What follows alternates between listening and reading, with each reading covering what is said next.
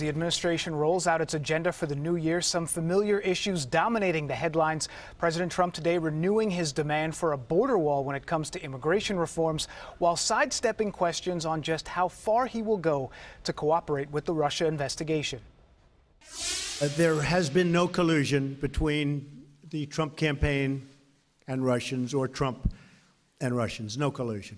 While firmly criticizing the Russia investigation, President Trump non-committal on whether he'd agree to a possible interview with special counsel Robert Mueller. Certainly I'll see what happens, but when they have no collusion and nobody's found any collusion at any level, it seems unlikely that you'd even have an interview. Mr. Trump describing the probe as a cloud over his administration. It has hurt our government. It does hurt our government.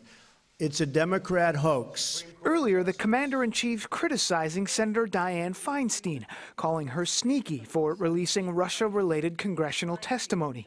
A move the president called a disgrace, but the information wasn't classified, and Feinstein didn't need authorization to release it.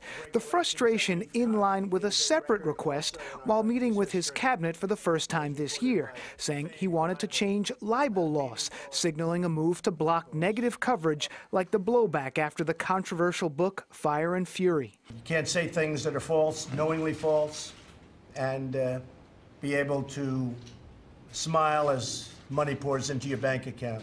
And a day after the president implied he'd be open to anything Congress decides when it comes to immigration reforms, My positions are going to be what the people in this room come up with. he made it clear a border wall must be part of any proposal, including what to do about DACA, the Obama-era program protecting 800,000 young immigrants brought to the U.S. illegally as children. It's got to include the wall. We need the wall for security. And the Trump administration intended to wind down the DACA program this March, but last night, a federal judge blocked part of that plan. Today, President Trump calling that decision unfair.